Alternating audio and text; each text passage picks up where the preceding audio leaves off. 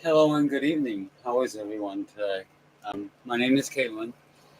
I'm taking some time away from my actual transition. I know it's been about a year since I've actually come on here and done any updates on my transition. I will inform everyone that I have had the first part of the surgery, which was the breast implant surgery. That went off without a hitch, complete success, no pain, no discomfort, no anything. I was back to work 3 days after I had that surgery done, working a very tedious job. But, anyways, enough about that. Um, this next part of my life that I'm bringing you is something that has hit home in the last, I would say, probably a year and a half now. Um, I have been having problems in the lower manhood region, and over the course of the last year, I've had severe swelling and I've had severe pain, discomfort, not being able to sleep, stand, lay, sit. It progressively got worse, and it started on or around May of 2021.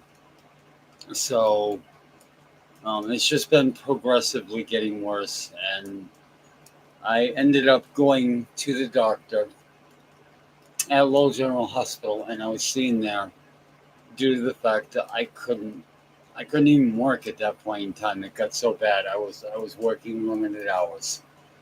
Um, but anyways, I was diagnosed with testicular cancer at Lowell General. They reported to me that I had a growth inside of my right testicle that was growing at an extreme rate and would continue to grow, and they were worried that it would most likely grow out of the actual testicle. It was 4 centimeters wide and almost 8 centimeters long, very painful, just to the touch. Now, mind you, most people who get testicular cancer, they're usually in the age of 15 to 40. It is something that hits, the younger generation. It's not something that takes place with the older generation. The older you are, um, the more apt you're not to get this cancer. Um, so, anyways, being 53 years of age, on April 29th, after I went to Lowell General, I immediately called Boston Medical Center. I was texting them while I was seeing the doctor at Lowell General, and quite concerned because there was nothing they could do there. They recommended that I see a urologist right away. I would end up having to have an orchemdectomy done. There would be no ifs, ands, or buts about that. And they were quite worried that it might have spread over to the left testicle. The last 5 months has not been very easy. I shut down a lot and, was worried for my health. Why me? What did I do to deserve this? Why is this happening to me so late in life? Because being 53 and having this happen, it is very, very rare to get this cancer. It just does not happen. The older you get, the more apt you are not to have testicular cancer. I did a lot of soul searching. I watched a lot of videos. I watched the prognosis of what it entailed, what would take place, the possible diagnosis, if it's cancer or not cancer. And at that point in time, there was no diagnosis yet. They were referring me to see my urologist and scheduling me to have the testicle removed for almost 2 months after the 29th of April. It didn't actually happen until June 28th. When I finally was able to go into the hospital, I had to cancel 3 times because I didn't have anybody that could bring me, home from the hospital. The medication I would have been on, they wouldn't have allowed me to leave. But it was a 5-hour surgery, a day surgery, so it was in and out. So long story short on that, they released me, and the doctor told me there was a senoma tumor. It was possible cancer, but not a definite cancer diagnosis. So the prognosis at that point in time was for me to come back at a later date. They didn't give me a date to come back. Now, mind you, after that surgery, I shut down. I knew there was a possibility it would be cancer. I didn't want to admit to myself that it was possible cancer. Nobody wants to be told that. Nobody wants to go through that. It didn't sit well with me. I blamed myself. I blamed myself over and over and over. And everybody's like, hey, look, this isn't your fault. This isn't your fault. And I completely blame myself. I didn't want to admit that this is just something that happens. You go through it. And like I said, it came out of nowhere in the last year. And it grew exponentially at a very quick rate. It encompassed the whole scrotal sac. My sac at any given time over the last month before I went to low general was the size of a grapefruit. That's how big this mass was, how rock hard it was. Just to look at it was painful. To wash it in the shower was even more painful to the touch. I had hardly slept at all up until June 28th when they removed the testicle. I went in, and 5 hours later I came out. They hadn't even given me my sleeping medication, and I went out like a light. I always go out like a light because I sit up there and I, procrastinate everything, and your mind wanders. My mind is like a bullet. It just goes at 50,000 miles an hour, and I kept, why me? Why me? So I fell asleep when I got into the operating room, and they were wheeling me they were just starting to walk me out the door of the operating room to go to the operating table, which was like almost a 10-minute walk. I didn't feel any part of it. But by the time I never even made it to the operating room, I was out cold. I just passed out from being up the whole night before. I just sit there and I worry about everything. My mind goes at 500 miles an hour. I can multitask in my mind, 20 different tasks, and it's like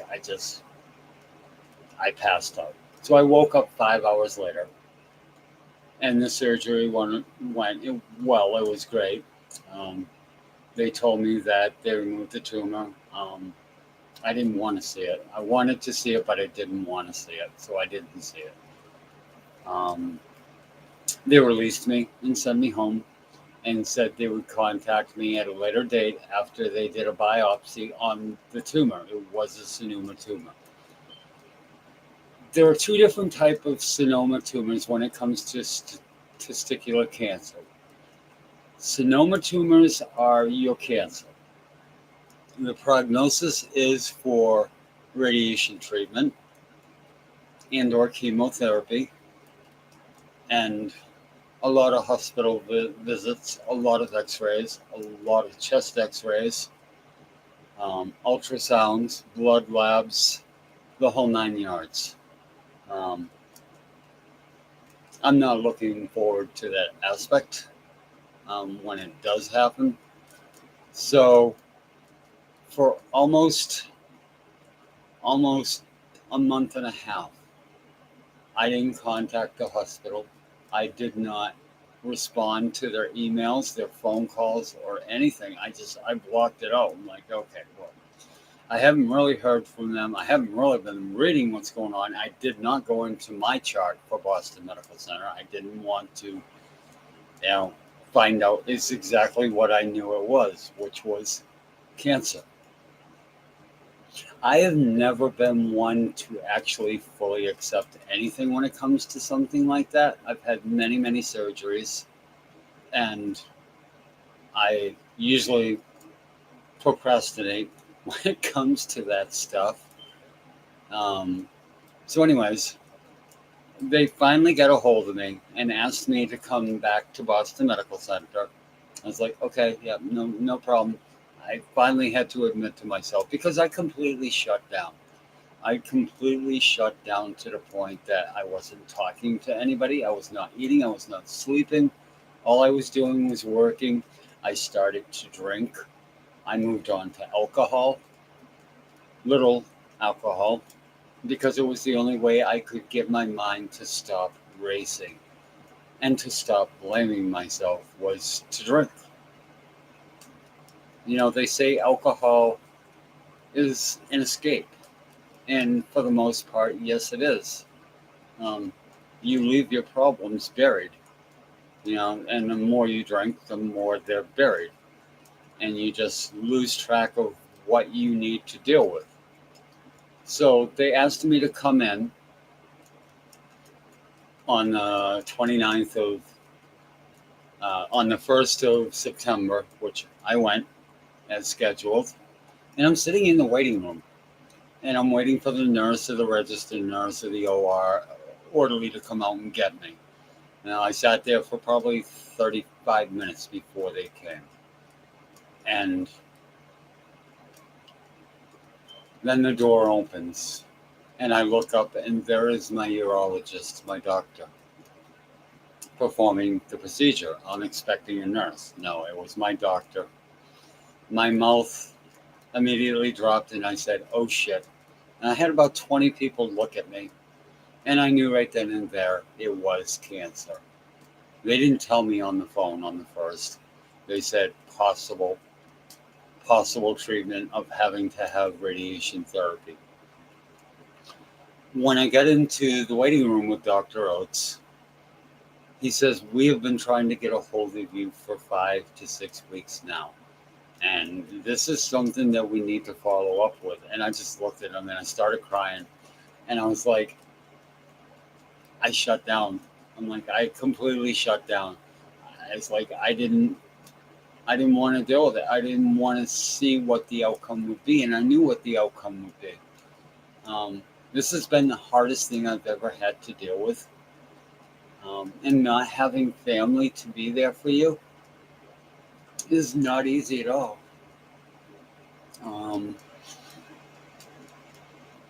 I have little by little over the last 4 months come to, and I'm fighting right now to not cry. It's not very easy. I do a lot of that now. I've had a couple people who've been there to support me. My girlfriend's my rock, my fiance, I should say. She has been there 100% of the way. And she just literally lifts me up when I start to feel down. And when I start to feel it, I wish she was here right now. So, anyways, he says, he went on with that. And he told me, he says, we need to do this treatment. We cannot do your bottom surgery until you have this cancer treatment. You need to have radiation therapy or have chemotherapy. And I just started crying. I started bawling my eyes out. There sitting next to me is my nurse I'd never met in the first 3 years that I've been going to. She's always been there, quite a doll, Pam. And there was a resident in training there. And, and I just started crying. He examined the left scrotal sac on the testicle because I was having problems with it. It was becoming hard, like the first right testicle. And I'm like, it seems like it's moving on to that. And if the insurance had covered it on the 28th of June, which it didn't, there wasn't enough time for the insurance to cover it. I would have been female by now for medical purposes, not of my choice. Um, Losing both testicles would have made me complete female, which would have been a blessing, but also at the same time, I would have been in the hospital for 3 days, not 5 hours. I would be still recovering at this point in time and probably just about fully recovered by the middle of October if it had taken place. And, this is something that is a learning process also. I learned a lot about myself. I learned what my weakness is. I learned how strong I could possibly be and how strong I could not be. A lot has happened in the last year that has caused me to go through a lot of emotional turmoil. Um, Feeling emotions is something that's not been easy for me, and crying at the drop of a dime is not something that's I'm accustomed to. I'm used to shutting everything out, to blocking everything out, to not letting anything bother me. I was in the military. I know how to be strong. I know how to handle myself, and nothing ever bothered me. And now it's like I can't even blink and I start to cry. Somebody looks at me the wrong way and I start to cry. It's gotten better over the last month, but it's only because my fiance has been there for me to help me through this process, and I'm so glad she's there for me because honestly, there were times where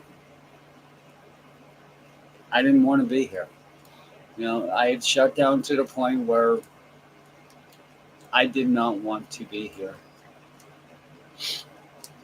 It was a big part that took over me.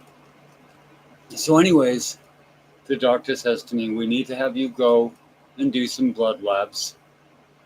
Um, we'll talk about that in a little bit.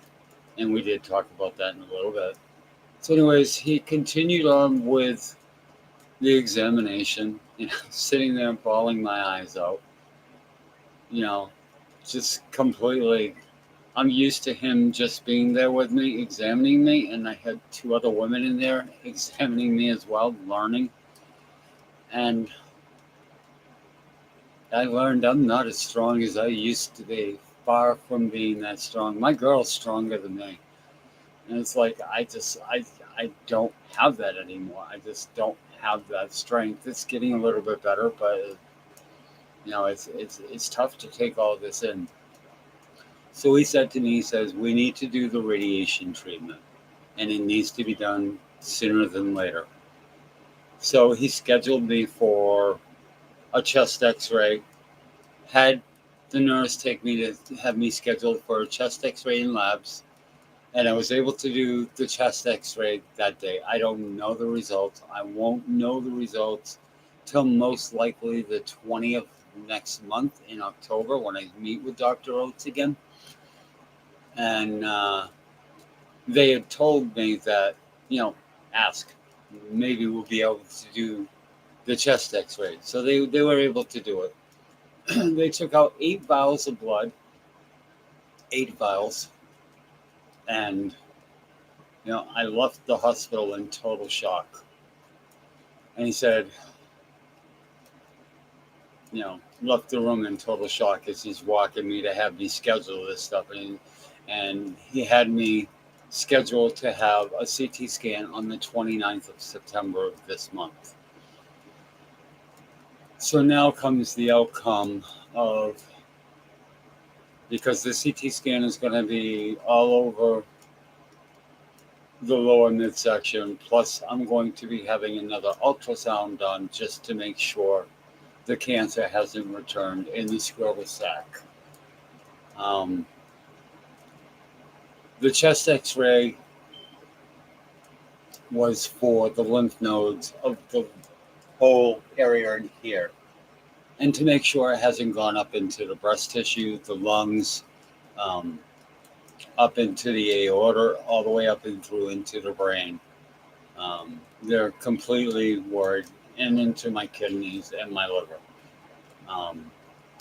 So I will do that on the 29th, and I will find out the results a few days later. Now, they had told me that the cancer center would call me. It probably wouldn't be until after the 29th when they got the full diagnosis of the extent of the actual senoma tumor that was pure cancer. So I go home, and not even 5 days later, I get a call from the cancer center and confirming that I would be coming in for treatment. I had already been put into the cancer center for Boston Medical Center as a cancer patient, which I already knew. I knew that to the point I just didn't want to admit it to anybody. I did not want to talk about it to anybody. So they don't know the extent until after I do the registration on the 3rd, and then probably within a week later to 2 weeks later, I will start the first treatment. It'll probably be right around when I see my doctor on the 20th of October. My girlfriend, my fiance, will be here for me when I go in to do the registration and the cancer treatment, as much as she can possibly be here. She has a lot going on, and I don't want to take her away from her work. She is the one who is basically the breadwinner, in supporting the both of us. So I will go from there and see what happens. And within a few days after the CT scan, the cancer center will call me again just to confirm, what the doctor validated and what he saw for the cancer. And if it has either gone malign or benign, or if it has spread. At that point in time, they were worried that it was spreading at an exponential rate. So only time will tell on that.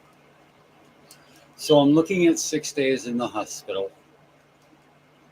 I'll go home and I'll recover for 2 weeks. And then I'll go back. After that 2 weeks, I will have my next dose of radiation treatment for 6 days. And by that point in time, probably by the 10th day of having the chemo or radiation treatment, I'll start to become pretty sick. The doctor did warn me I would lose my hair. That's one thing that I'm not looking forward to, because I love my hair and I'm not fond of wigs. I hate wigs. I don't like them. My hair is everything to me. It's not easy to accept that part. That's the part that I can't accept. I can accept the cancer, it's the hair. I cannot accept losing. So I will have the second dose 3 weeks later. After the first dose for 6 days, I'll be in the hospital again for another 6 days. The 6th day, I will be released. I will go back 2 days later and do more labs, just like the first time. It'll be on a Monday. I'll be released on a Saturday. And the recovery process will be for another 2 weeks. And then I'll have a third treatment of radiation and or chemotherapy. And it will be the same thing, 6 days. 2 days later, going in for blood labs after I'm released on the 6th day. By then, I should be really sick at that point in time. Not able to really eat, not able to really do much of anything. Not wanting to get out of bed, not wanting to, to feel like I want to care for myself, having to take nausea medication, and I get very nauseated a lot. So this is going to be something that's going to be like trifold for me, because I look at something and I get nauseated to the point that I just feel like I'm going to throw up right there. I mean, I could eat a piece of candy and I'm going to throw up because I just get very nauseated. So at that point in time, when I'm released on the 6th day of the third treatment, which will be the third month, I shall have probably lost a great deal of my hair. And they will let me know how the cancer treatment is progressing, if it is working to the point that it will be 100% cured, or if I will need to go on and do another month worth, up to 12 months worth of radiation and or chemotherapy. There are many different treatments. One medication doesn't work, they got 500 other ones that could possibly work right behind it. So, it's just a matter of time. I will be 100% cured at some point in time. It'll be a long recovery before I regain my strength. And luckily, I'll be in the hands of somebody who loves me very much, whom I adore and love very much. But it's not going to be easy. I will, in all sense and reality, be a cancer survivor patient. And that will be listed in the national database for the rest of my life.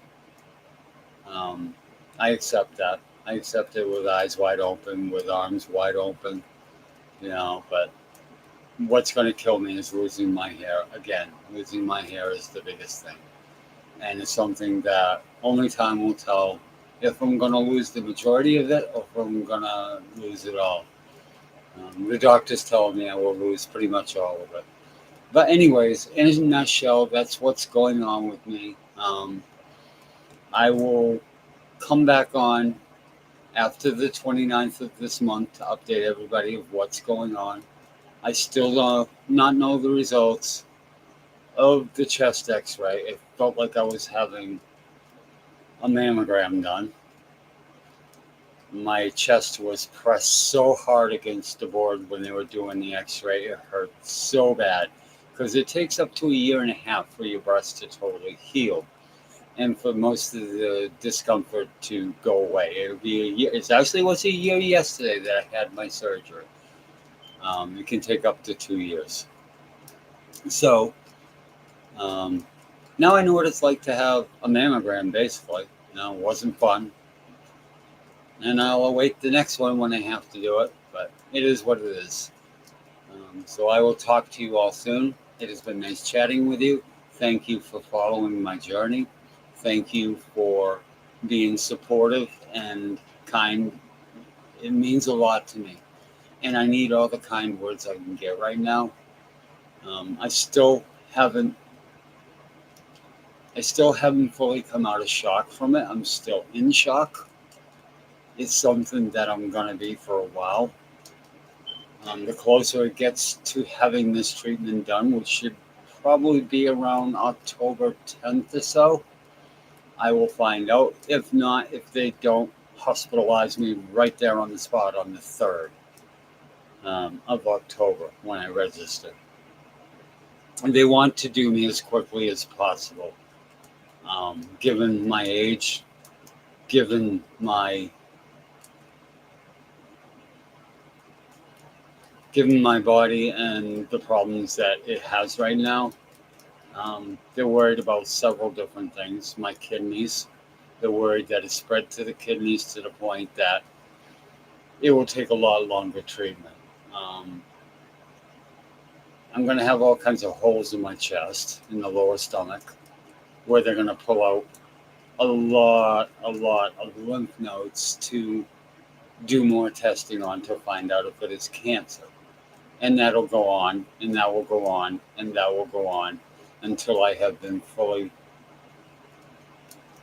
cured from the cancer, which is I have no problem with that. I accept that fate. I've been, the hand that's been dealt to me is the hand that I have to live with. So it is what it is. I really want my bottom surgery. It kind of disappoints me that I won't be having it in January or February.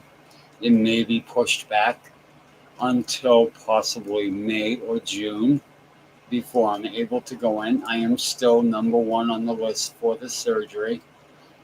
That won't change. Due to medical complications, I stay number one, but the person in back of me will go before me, only because of the cancer treatment. So there you have it. I will start doing my transition at a later date, and I'll inform you of what I went through to have the breast augmentation and implant done. That will come a little later. And I'll update you the closer it gets to actually going in to have the bottom surgery. Right now, I've got a lot of things I need to straighten out. I need to do it in the next 3 months so I can fully be with my fiance.